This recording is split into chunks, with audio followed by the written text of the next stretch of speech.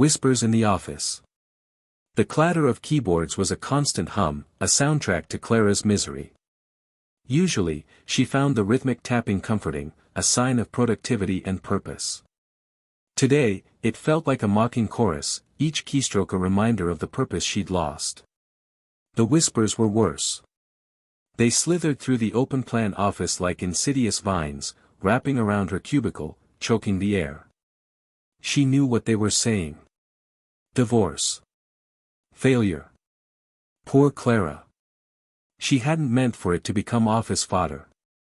But Mark, bless his oblivious heart, had mentioned it to Kevin from accounting in the break room, and Kevin, well, Kevin's mouth was a leaky faucet. Now, every sideways glance felt like a judgment, every hushed conversation a dissection of her broken marriage. Clara, hey. Sarah's voice, soft as always, cut through the noise. A small, brightly colored plate appeared on the edge of her desk. Freshly baked. Chocolate chip. My secret weapon against the Monday blues. Clara managed a weak smile. Thanks, Sarah. You shouldn't have. Sarah perched on the corner of Clara's desk, her blonde ponytail swinging. Nonsense. Besides, I saw you staring out the window. You looked like you were about to launch yourself into traffic. She offered a goofy grin. What do you call a fish with no eyes? Clara sighed, picking at a cookie. It smelled heavenly, warm and buttery. I don't know, Sarah. What? FSH. Sarah declared, beaming. Clara forced a laugh, but it sounded hollow, even to her own ears. Very funny, she said without warmth. Sarah's smile faltered. Look, I know things are rough. But you're strong, Clara. You'll get through this. Clara stared out the window again, at the gray cityscape stretching out before her. The sky mirrored her mood, overcast, heavy with unshed rain. Am I, Sarah? Really? Because I feel like I'm drowning. She popped the cookie into her mouth, the sweetness failing to penetrate the bitter taste of disappointment. She watched a young woman in a bright red coat stride confidently down the street. Purposeful. Happy. Everything Clara wasn't. Maybe a change of scenery would help. Sarah suggested tentatively. We could grab lunch later. Just the two of us. My treat. Clara shook her head. I'm not really hungry. The thought of facing the world, even with Sarah by her side, was exhausting. Sarah squeezed her shoulder gently. Okay. But promise me you'll eat something. And if you need anything at all, just ask. Clara nodded, her gaze fixed on the distant horizon. Sarah lingered for a moment, then quietly retreated, leaving Clara alone with her thoughts and the whispers. The rain started to fall, mirroring the tears she refused to shed. The new intern. The chime of the elevator announced Leo's arrival, and he stepped into the office with the nervous energy of a hummingbird. He clutched a reusable coffee mug printed with "World's Best Intern," a gift from his mom. Clara, perched at her desk like a queen on her throne, straightened her blazer. Sarah, ever the diplomat, offered a warm smile. Leo, welcome. I'm Clara Sterling, she said, her voice a touch brighter than usual. And this is Sarah Miller, my right hand. It's great to be here, Leo replied, his eyes wide, taking in the sleek, modern office. He extended a hand to Clara, then to Sarah, his handshake firm but not aggressive. Ready to learn everything. Clara, usually all business, found herself inexplicably drawn to his enthusiasm. We'll certainly put you to work. Sarah, why don't you get Leo settled in at the workstation by the window? And then, Leo, come see me. I have a few things that need attending to. Sarah led Leo to a desk bathed in sunlight, overlooking the city. Clara can be a bit demanding, she whispered, but she's fair. Just be eager and don't be afraid to ask questions. Leo nodded, already absorbing the office dynamics. After setting down his mug and a small backpack, he headed to Clara's office. Clara handed him a stack of files. I need these alphabetized and cross-referenced. There's a database you can use. Don't hesitate to ask if you get stuck. It was menial work, the kind any intern would expect, but she watched him carefully as he took the files, his expression determined. Hours ticked by. Sarah noticed a change in Clara's demeanor. She wasn't barking orders or sighing dramatically into her phone. Instead, she seemed lighter. She even hummed softly to herself as she reviewed a document. During a lull, Sarah approached Clara. Leo seems to be settling in well, she commented casually. Clara leaned back in her chair, a subtle smile playing on her lips. He does, doesn't he? He's refreshing.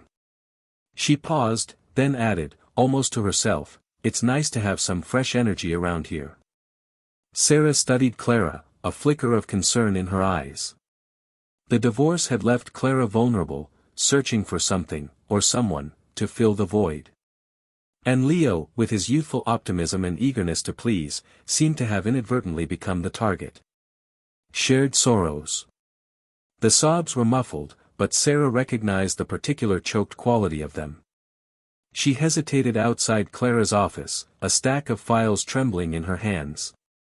Normally, Clara's door was ajar, a silent invitation. Today, it was firmly closed. Sarah knocked softly. Clara? Are you all right? A sniffle. Come in. The scene inside was jarring. Clara, usually an iron statue of composure, sat slumped in her leather chair, her face blotchy and tear-streaked. A crumpled tissue clung to her hand like a discarded hope. Clara. Sarah rushed in, dropping the files onto the corner of the desk with a thud. What happened? Clara waved a dismissive hand, but the gesture lacked its usual force. It's nothing. Just a bad day. It doesn't look like nothing.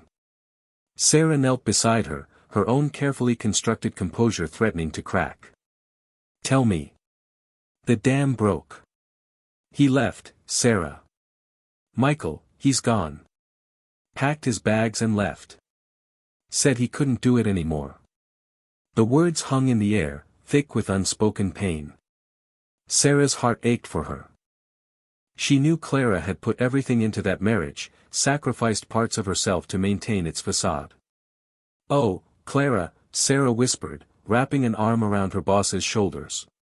Clara leaned into the touch, a raw need for comfort radiating from her. Leo chose that exact moment to poke his head in. Mrs. Sterling, I finished that, oh. I'm so sorry, I didn't realize, he stammered, his cheeks flushing crimson. Clara, startled, pulled away from Sarah. No, Leo, it's all right. Come in. She dabbed at her eyes with another tissue, attempting to regain control. He hovered awkwardly by the door. Is there anything I can do? Actually, Sarah began, then hesitated. But the opportunity felt too crucial to waste. Clara's having a tough time. My marriage isn't exactly a picnic either, you know. She blurted out, the words tumbling from her lips. David's been distant. Working late. He barely looks at me anymore. Clara's gaze sharpened, a flicker of something akin to understanding in her eyes. Leo, wide-eyed, seemed unsure where to look. The scent of Clara's expensive perfume mixed with the metallic tang of unshed tears filled the room. It's hard, isn't it? Clara said softly, her voice still shaky. Being a woman, trying to hold everything together. Sarah nodded, a tear tracing a path down her cheek. The shared sorrow created a fragile bond, a silent acknowledgement of their shared burdens. In that moment, Leo felt utterly superfluous, a boy lost in a world of womanly woes he didn't begin to comprehend. He just wanted to disappear. Late nights and projects. The fluorescent lights buzzed, a monotonous soundtrack to Clara's extended workdays. She lingered increasingly later, ostensibly chasing deadlines, but truly avoiding the desolate quiet of her apartment. Leo, always attentive, stayed too, absorbing her every word. He'd listen intently, brow creased in concentration as she dissected marketing moves or client pitches.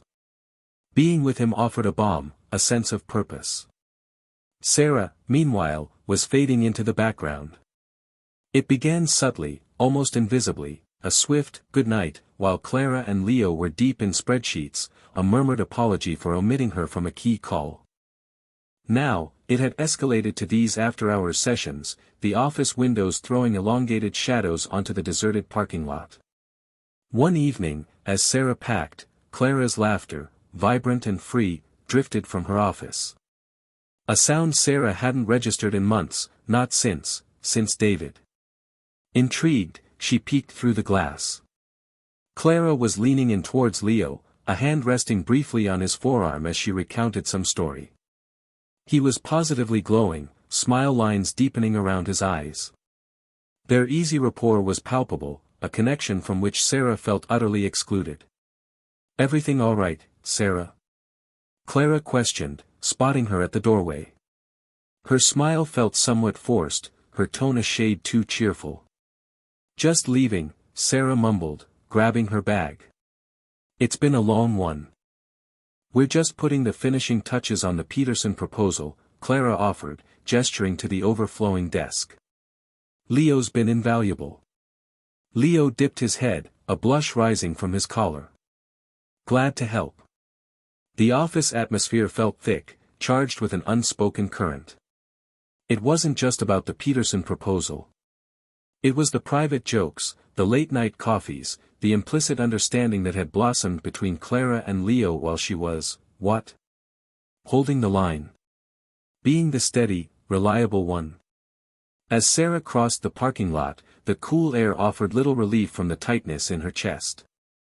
The brightly lit office stood behind her, a haven of secrets and shared mirth she couldn't access.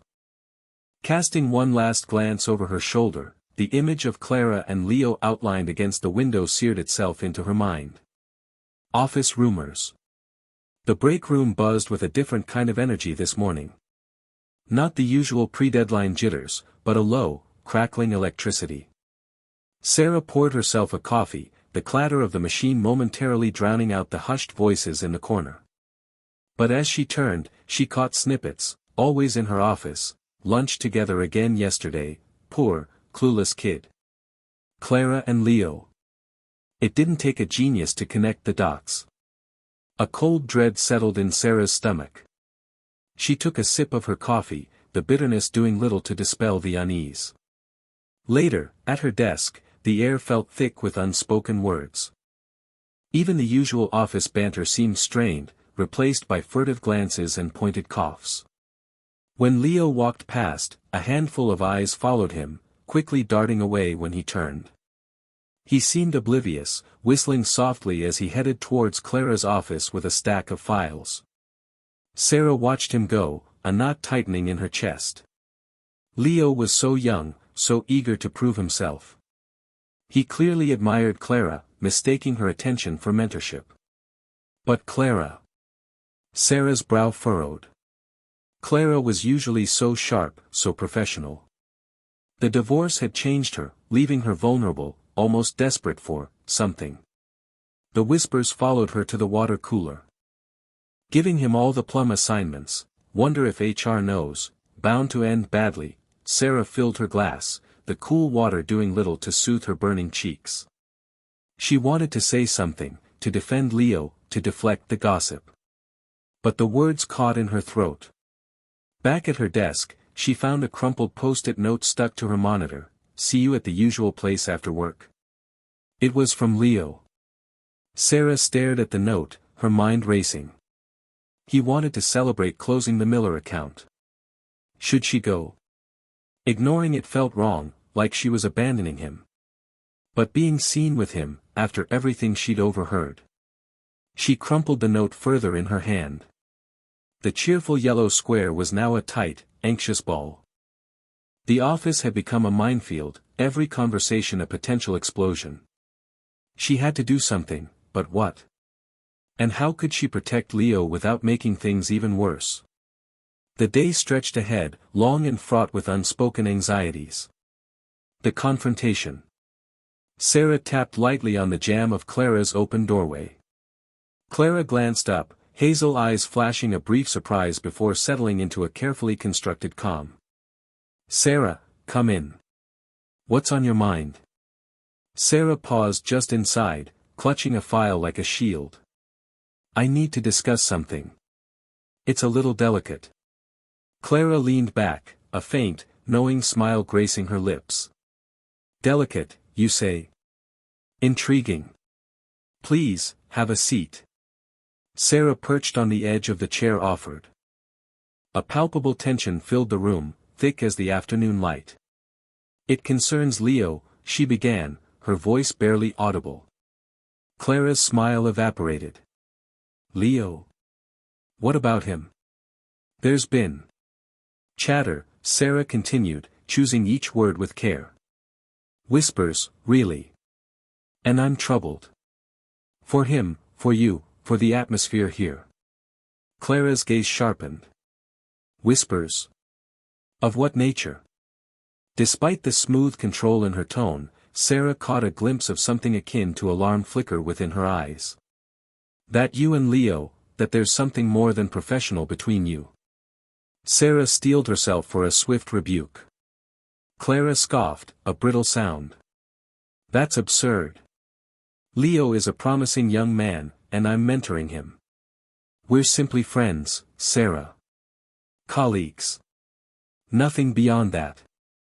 She rose and moved to the window, presenting her back to Sarah. The urban sprawl unfolded below, a panorama of concrete and steel. Sarah remained seated, unease gnawing at her. Clara's denials felt too immediate, too emphatic. "I know you're friends, Clara, but the rumors persist. And Leo? He's so eager to please. He might easily misread the signals." Clara turned, her expression hardening into a mask. "Are you suggesting I'm exploiting him?" "No. Absolutely not," Sarah replied quickly. "But the power dynamic, it's precarious. Especially now, given recent events." She gestured vaguely, alluding to Clara's recent marital difficulties. Clara's voice dropped, acquiring a dangerous edge. "I require no lectures on my personal affairs, Sarah. They are irrelevant to you." "They become relevant when they impact the workplace," Sarah countered, finally locating a shard of courage. "This extends beyond you and Leo, Clara. It concerns the firm, the reputation we've cultivated. It's about fostering a secure and supportive environment for everyone." The cloying sweetness of Clara's expensive perfume seemed to suffocate the air, threatening to extinguish Sarah's resolve. Clara fixed her with a stare, her face a portrait of suppressed rage. "Consider the matter closed, Sarah. There is nothing to be concerned about. And I would appreciate it if you refrained from expressing your opinions on this subject in the future." Sarah stood, feeling the sting of defeat. "I simply wish to prevent anyone from being harmed, Clara." "Then concern yourself with your own affairs," Clara snapped, pivoting back to the window. Sarah retreated from the office, the weight of her ignored anxieties settling heavily upon her shoulders. Betrayal. The overhead lights buzzed, a droning accompaniment to Sarah's solitary vigil. Columns of figures blurred, transforming into an abstract jumble before her weary eyes. She massaged her forehead, the acrid tang of day-old coffee clinging to her skin. The office stood deserted, Clara's staccato footsteps having faded into the silence hours earlier. One misplaced figure, a single errant digit, the potential to jeopardize weeks of careful labor. Sarah exhaled slowly, her gaze drifting towards Clara's darkened office. A slender line of radiance escaped from beneath Leo's door, no doubt he was absorbed in mandatory training. Good for him, she thought absently. Then, abruptly, his door swung wide. A jolt of surprise shot through Sarah. It wasn't Leo who emerged, but Clara. Her perpetually perfect coiffure was slightly askew, a delicate rose tint coloring her cheeks. She appeared, rejuvenated. Clara hesitated in the doorway, glancing back towards Leo's office. Obstructed as her view was, Sarah made out the scene, Leo framed in the doorway, Clara reaching for him. Their hands connected, fingers entwining in a deliberate, intimate gesture. Sarah's breath hitched. The spreadsheets swam once more, this time not from exhaustion, but a wave of disorienting shock. A cold pit formed in her stomach. Impossible. She had noticed the way Clara looked at Leo, the almost imperceptible softening of her expression, the focused attention she gave his questions. But she had rationalized it as supportive mentorship, a seasoned manager nurturing a junior colleague. She'd even felt a swell of approval, observing Clara's revitalized spirit. She'd been genuinely pleased. Now, the tableau unfolding before her shattered that carefully constructed narrative. It felt like a betrayal, a sudden, stinging blow. Not merely of her friendship with Clara, but of the unspoken bond they shared, the silent understanding of past hurts and present solitude. Clara giggled, a light, airy sound Sarah had never witnessed. Leo murmured something unheard, and Clara gave his hand a brief squeeze before finally pivoting and heading towards the elevators. She remained blissfully unaware of Sarah, concealed within the shadows of her workstation. Sarah remained motionless, the hum of the lights amplifying into a deafening drone. The pit in her stomach deepened, twisting into a tight, bitter knot of indignation. How could they? How could Clara, knowing her history, inflict this? And Leo, so new, so eager to impress. It felt manipulative, exploitative. She stared down at the spreadsheets, the numbers now mocking her with their cold, impartial precision. The sacrifice of her evening, the meticulous attention to detail, the loyalty she harbored for Clara and the corporation, all seemed ludicrous, profoundly naive. The elevator signaled its arrival with a soft chime, then whisked Clara away. But the image of their joined hands lingered, etched onto Sarah's retina. The droning lights transformed into a jeering chorus, a persistent echo of the deceit she had witnessed. She gathered her belongings, a sudden, fierce determination hardening her features. It was time to leave. And time to strategize her next move. A fresh start. The fluorescent lights of the office hummed, a monotonous drone that amplified Sarah's anxiety. Her fingers hovered over the keyboard, each tap of the keys a nail hammered into the coffin of her career at Sterling Enterprises. To whom it may concern, she typed, then deleted it. Too impersonal. She settled on Clara, a fragile olive branch extended across the chasm that had widened between them. The words flowed, a confession of sorts. She wrote about needing a fresh start, a chance to rediscover herself outside the suffocating atmosphere of the office. She alluded to the recent complications, the unspoken tension that had permeated every meeting, every shared coffee break. She carefully avoided direct accusations, focusing instead on her own need for change. It was a masterpiece of diplomacy, a letter designed to wound as little as possible while still conveying the depth of her disillusionment. When she finished, the clock on her computer screen read 2:17 a.m. The city outside was silent, the skyscrapers looming like sleeping giants. She printed the letter, the crisp paper a stark contrast to the crumpled drafts scattered around her desk. She folded it neatly, her hands trembling slightly. The next morning, the office was eerily quiet. Clara wasn't in yet. Sarah walked into Clara's office. The air hung heavy with the lingering scent of Clara's perfume, a constant reminder of the woman who had unknowingly shattered her peace. She placed the letter squarely in the center of Clara's immaculate desk, the white envelope a beacon in the otherwise carefully curated space. Later that morning, Clara arrived, her usual brisk energy muted. She slumped into her chair, the weight of a sleepless night etched on her face. Her gaze landed on the envelope. A frown creased her forehead as she picked it up, recognizing Sarah's neat handwriting. The blood drained from Clara's face as she read. The words swam before her eyes, each sentence a blow to her carefully constructed facade of control. Fresh start. The phrase echoed in her mind, a stinging indictment of her behavior. She reread the letter, searching for a hidden meaning, a glimmer of hope. There was none. A wave of nausea washed over her. She thought of Sarah, her quiet competence, her unwavering loyalty. What had she done? The realization crashed down on her, a tidal wave of regret. She had been so consumed by her own pain, so desperate for validation, that she had blinded herself to the consequences of her actions. Lessons learned. Clara found Leo by the coffee machine, fiddling with a packet of sugar. He looked up, his usual bright smile a little dimmed. "Morning, Clara." "Leo, can we talk?" "In my office?" She kept her tone neutral, businesslike. He followed her in, closing the door softly behind him. Clara sat behind her desk, the polished surface reflecting the morning light. "Look," she began, choosing her words carefully. "What happened, it can't happen again. It was a mistake, for both of us." Leo's face flushed. I thought. "I know what you thought, Leo. And I appreciate your affection. But I'm your boss. This is a workplace. It was inappropriate, and it put us both in a difficult position." Clara's voice softened slightly. "You're a good person, Leo. And a valuable asset to this company. I don't want to lose that. So, we're just back to normal." He looked crestfallen. "Not exactly normal," Clara said. "We're professional.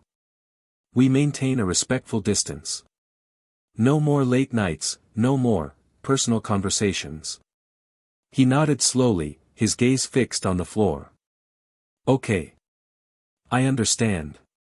Clara watched him leave, a wave of conflicting emotions washing over her. Relief, regret, and a pang of loneliness. It was the right thing to do, she knew that. But it didn't make it any easier. She found herself thinking of Sarah. Their easy camaraderie, the shared jokes, the unspoken understanding. True friendship, something she'd foolishly risked for a fleeting moment of validation. She picked up a framed photo of them from her desk, taken at a company picnic years ago. Sarah's infectious laughter seemed to echo in the quiet room. She missed her terribly. The following week settled into a new rhythm. Leo remained diligent, his enthusiasm tempered with a newfound professionalism. The office, too, seemed to breathe a collective sigh of relief. The tension that had permeated the air dissipated, replaced by a sense of order and purpose. It wasn't the same, of course. Sarah's absence was a constant reminder of the fallout. Clara noticed the way people avoided mentioning her name, the subtle shift in conversations when she approached. One afternoon, Mark from accounting stopped by her office. "Clara," he said hesitantly, "we're thinking of sending Sarah a card. Just to let her know we're thinking of her." Clara's throat tightened. That's a lovely idea, Mark." She managed a weak smile. "I'd like to sign it, too." As Mark left, Clara stared out the window. The city skyline shimmered in the distance. Lessons learned, she thought. Some hard-won, some dearly paid for. The road ahead was still uncertain, but at least now, she was walking it with her eyes open.